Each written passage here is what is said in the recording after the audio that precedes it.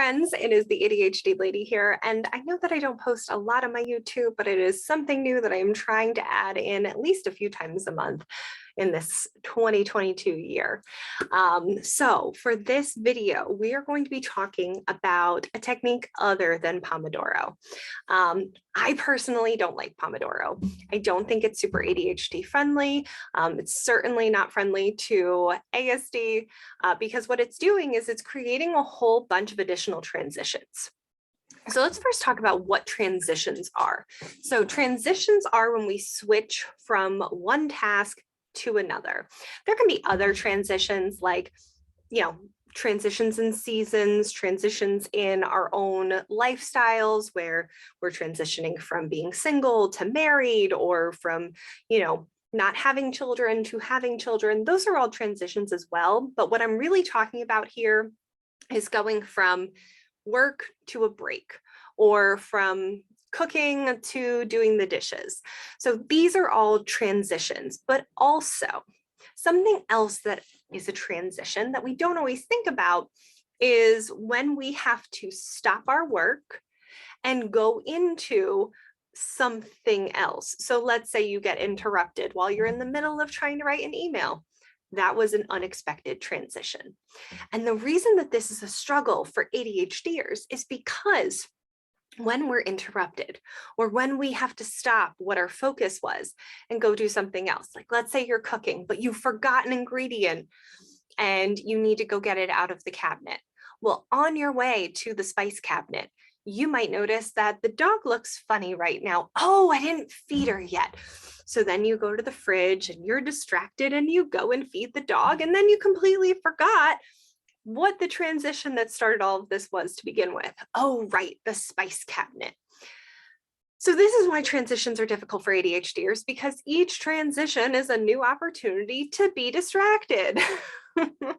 So techniques like Pomodoro for ADHDers, okay, yeah, we're working for 25 minutes and then we're taking that 5-minute break, but that 5-minute break, that can turn into 10 other distractions before we get back to the work. Now, is this a blanket statement? No. Everyone is different. Everyone has pros and cons to different strategies.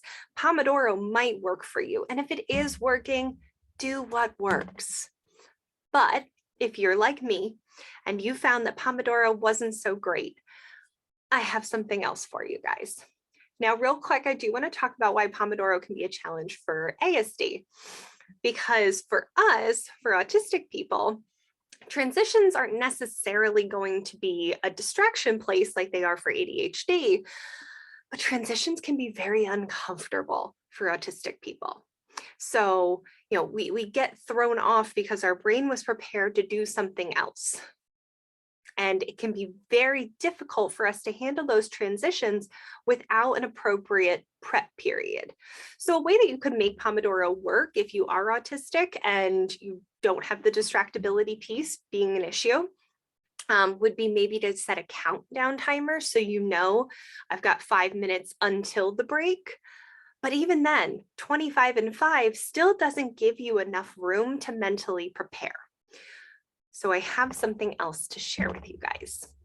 So I actually, before I even knew that I was also autistic, in addition to ADHD, I created my own method. The idea was to really focus on honing in on what ADHDers are good at and getting us that chance to go into a hyper focus. Now, autistic people can hyper focus too. So this is something you guys might want to try out. I love, love, love, love this method. I use it for myself all the time. It's something I share really regularly in my coaching sessions, and I'm sharing it with you guys today. So I'm going to share my screen with you guys, and we are going to talk about the Carey method. No, that's just my Zoom. For whatever reason, when I share my screen, it brings up my Zoom. I don't know, but here we are, the Carey method. So why do I have it set up like this? There's definitely more going on here than Pomodoro, but there's more going on in a very different way. So for the initial, now, first off, keep in mind, Again, we want to make these things personalized to you. So the times that I have here are more suggestions. You don't have to, stick to this exactly. That's okay if you don't. But I personally found this to be a pretty flexible amount of time. It works pretty well, especially if you're working from home and you have that little bit of time to kind of give yourself the break first. Because here's the thing, many of us have been taught that you give the break at the end. It's a reward. Oh, you worked so hard for all that time. Now you get to have fun. Here's why it's better to do it the other way when you're an ADHDer. When we're having that fun, it is going to start filling up that dopamine in our brain. And that dopamine is actually one of the chemicals that is necessary for increasing focus. So if we want to focus, forcing ourselves to just push through is going to be really difficult. But if we are giving our brain the thing that it needs to be able to better focus, that's going to have some really good benefits for us. So the first part, just enjoy yourself. Just the only suggestion I make is to try and choose an activity that you're gonna be able to stop. So if you know putting on your favorite movie, it's an hour and a half and you cannot stop after that first 30 minutes, probably not the best activity. But if you want to scroll TikTok for 30 minutes, go ahead. That's fine. If you want to paint for 30 minutes, if you want to color for 30 minutes, if you want to go run around in the backyard with your dog, whatever will bring you joy. So we want to put you in that positive mindset. So choose something that makes you happy. Choose something fun. If you only watch TV just kind of as a way to dissociate, that might not actually be fun. And the thing we want is that fun piece. So maybe it's not TV, but maybe you have, I don't know, that diamond painting that you just love seeing all the sparkly things go on there. And that's the 30 minutes you want to spend that time doing. So we have the 30, and then we set the timer and go into the 5-minute in between. So here's the thing. The reason for this in between is to create a transitional period. So instead of going fun, work, which is kind of what Pomodoro does, right? It's work, break, work, break, work, break. Do something fun on that little break, work, break. That's a lot harder to switch between because you're going from one extreme, work, to the other, fun. When we get to this fun here, I don't want to go back to doing work. I only got 5 minutes of the fun stuff. What the heck? So we start with the fun, and then to transition and ease into doing the thing, we're going to give ourselves a little palate cleanse, a little dopamine burst, if you will. So in this 5-minute period, we want to choose something that's going to give us that healthy burst of dopamine. So sure, we can get dopamine from TikTok. Sure, we can get dopamine from Facebook. But here's the thing. Those are high dopamine activities. They're going to surge it and drop it just as quickly. So what we want to do is choose an activity that's going to give us that healthy burst of it. Green time, looking outside, just sitting in the grass and nature for 5 minutes, going for a walk, if that's a possibility. If going for a walk, you mentally feel like you need to, put on special sneakers, get a whole outfit on, that's workout clothes, and then leave the house and go do this or go do that. That might be more of a 30-minute activity than a 5-minute palate cleanse. But my personal favorite palate cleanse is a dance break. We have a Google in every room of the house, and all I have to do is say, you know what, and ask it to then start whatever song I want to have that little dance break to. It's great. It's a nice, easy transition. And it gives me something that I enjoy, but then also just kind of finishes up putting me in that mood to have that dopamine to help me focus on the thing. And then we do the thing.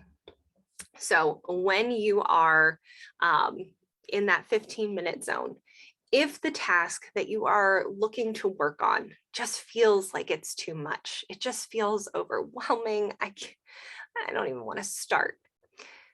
Tell your brain, I'm just doing 15 minutes. Because often an ADHDer in motion stays in motion. So if we can tell our brain it's just this little bit, we are more likely to be able to start getting into that hyper focus. And then once we're there, we've got this. Then you have the choice to keep working or see if you need a repeat.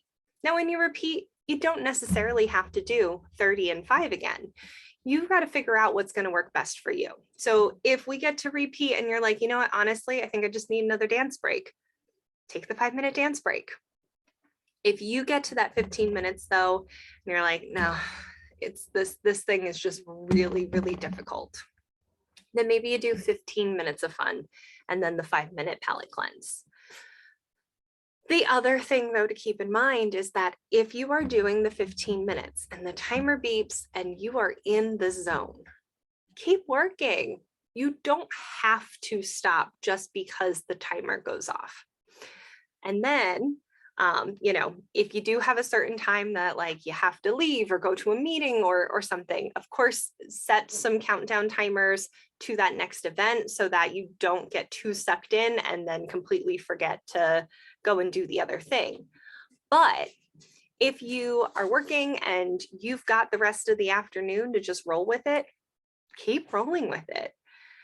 This is the thing. We have to figure out what works best for our brains. And we're all unique individuals. We all have our own lived experiences. While there are similarities and there are some things that are going to work kind of across the board, we might still need to tweak those things to ourselves.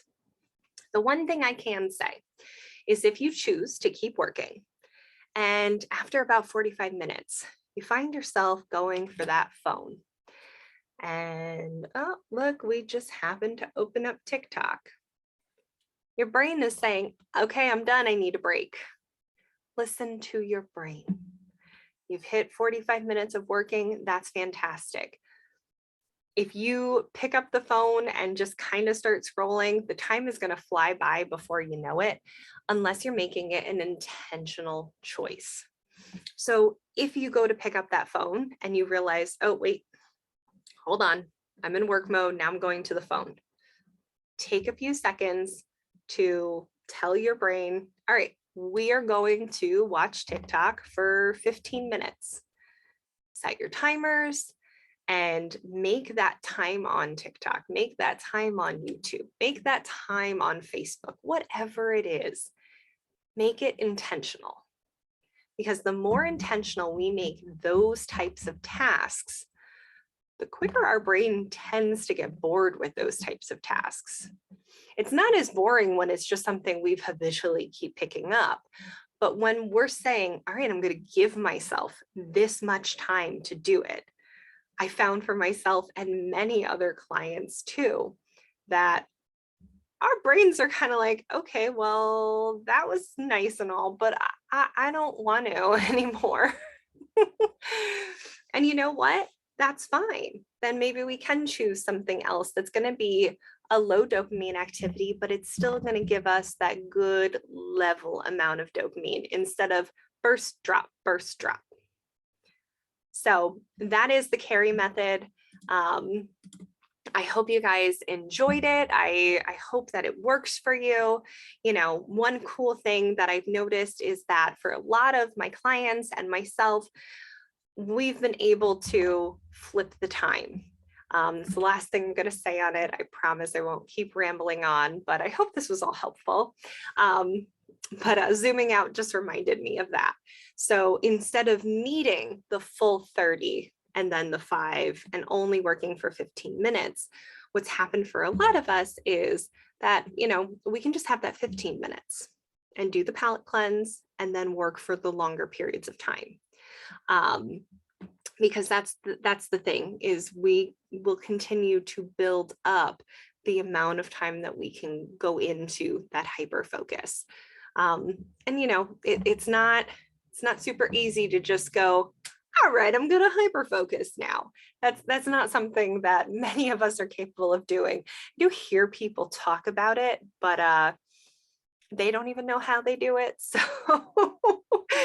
I'm going to say that, yeah, it's probably not something that we're going to figure out the trick to right off the bat. But thank you guys so much for tuning in to my first YouTube video here. I know I have like some TikTok compilations from before, but like this is the first real one.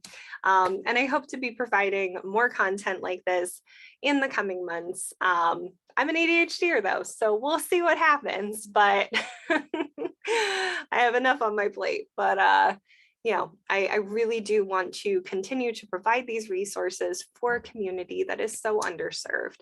That is why I love content creation, especially about neurodivergency, because we need a voice. And I like being part of that voice. I like being here to advocate for you guys, but also to share this type of stuff with you, because the strategies that are posted all over the internet, so many of them are neurotypical strategies. Neurotypical strategies work for neurotypicals. Sure, there's some things that might kind of work here or kind of work there. But the interesting thing is neurodivergent strategies are built for everyone. Neurotypical people can use those strategies too. So instead of trying to, you know, cut your circle to fit a square into it, why don't we all just, you know, have the thing that works for us? That is it for today, guys. Thank you so much again for tuning in, and I hope to see you next time. This is the ADHD lady signing off. Don't forget to press that subscribe button, like and comment for more, and also check out my podcast, Coordinating Chaos with the ADHD Lady. I have tons of information like this over there. It's on all major platforms for podcasting, Apple Podcast, Spotify, Google Podcast, you name it. I hope to see you guys again soon, and have a great rest of your day. This is Amanda signing off.